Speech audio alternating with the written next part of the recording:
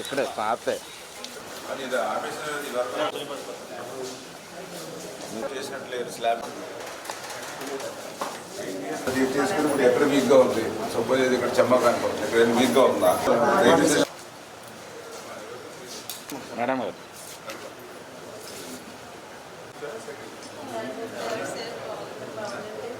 Complete కావాలి.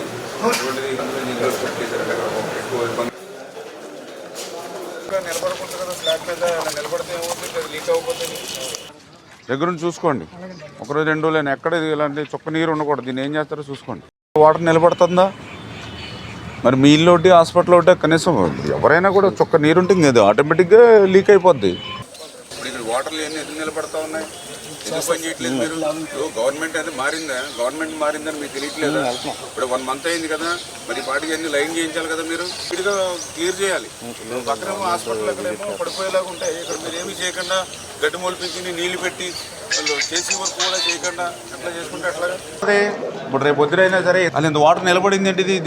దీనికి slope లేదేంటి? దీనికి స్లోప్ ఈశాన్యం దీనికి మరి ఈశాన్యం వైపు వెళ్ళాలి కదా. ఇప్పుడు ఒకవేళ వాటర్ వచ్చింది, నువ్వు ఇంకా క్లోజ్ చేయలేదు, వచ్చిన వాటర్ వచ్చినట్టు వెళ్ళిపోవాలి కదా బయటికి. 20,000 ఎస్ఎఫ్టీ 0 ఎలా పెట్టి కనీసం 1 ఇంచ్ పెట్టుకుని ఈ టైల్స్ వేసుకునేటప్పుడు లాక్కొస్తారు కదా. నీకు ఇప్పుడు రేపు పొద్దున నీకు ఇప్పుడు కాదు, ఇప్పుడు వాటర్ క్లోజ్ చేస్తావమ్మా. రేపు పొద్దున ఏదో కడగడానికో క్లీన్ చేయడానికో వాటర్ ఉంటుంది. ఆ వాటర్ అయినా పోవాలి కదా. పాకెట్ పట్టేసి నీకు లేకపోతే ఎక్కడైనా లీకేజీలు ఉంటే ఆ లీకేజీల నుంచి మళ్ళీ కిందకి వెళ్ళి మళ్ళీ ఎక్కడో డిస్టర్బెన్స్ చేస్తుంది కదా. మళ్ళీ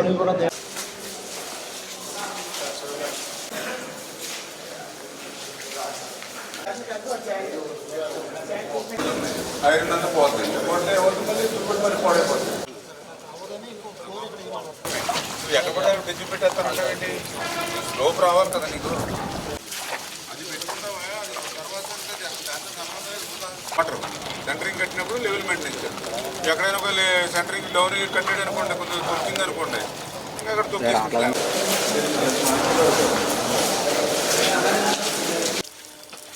అది మొన్న మీరు వచ్చారంటే కదండి, ప్రారంభించుకోలేనిటువంటి భవనం కూడా ఇంకా లీకేజీలు వస్తూ ఉన్నాయి అని అంటే మరి ఏదైతే ఈ యొక్క వైఎస్ఆర్సీపీ వాళ్ళ ప్రభుత్వ విధ్వంసానికి ఎక్కడో అమరావతి లేకపోతే ఎక్కడో పోలవరము లేకపోతే ఎక్కడో ప్రజావేదికో కాదు, మన పాలకులలో కూడా వాళ్ళ విధ్వంసానికి ప్రత్యక్ష సాక్ష్యాలుగా మరి ఏదైతే ఆ నూతన భవనం ప్రభుత్వాసుపత్రి భవనం కానీ, మొన్ననే మేము చూసాం ఏదైతే బొండాడు వెంకటరాజగుప్త కళాక్షేత్రం కానీ, ఇట్లా వాళ్ళ విధ్వంసానికి ఎట్లా ప్రతి ప్రాంతంలోనే ఎట్లా బలైపోయాయని పాలకులు ప్రభుత్వ ఆసుపత్రిని 50 పడకల ఆసుపత్రిని మళ్ళీ 100 పడకల ఆసుపత్రిగా పెంచుతూ 12,60,00,000 రూపాయలు కొత్త భవనం నిర్మాణం కోసం ఆ రోజు 3 సంవత్సరాలు తిరిగి ఆ నిధులు మంజూరు చేసుకుని 100 పడకల ఆసుపత్రిగా దీన్ని అప్గ్రేడ్ చేసుకోవడం జరిగింది.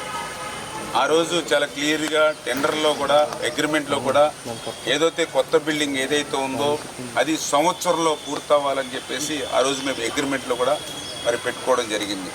కానీ దురదృష్టం ప్రభుత్వం మారిన తర్వాత మరి సంవత్సరంలో పూర్తవ్వాల్సినటువంటి ఏదైతే కొత్త భవనం మరి నిధులున్నప్పటికీ కూడా, నిధులు సమకూర్చినప్పటికీ కూడా మరి పనులు నత్తనడక నడిచి ఈ రోజుకి వాళ్ళ 5 సంవత్సరాల సమయం పూర్తయిపోయినా కూడా అది ఇంకా ప్రారంభించుకోలేనిటువంటి పరిస్థితిలో ఉండడం అనేది వైఎస్ఆర్సీపీ పార్టీ వాళ్ళ జాతకాన్ని తనమవనివ్వండి, వాళ్ళ అసమర్థతకి అదొక నిదర్శనం.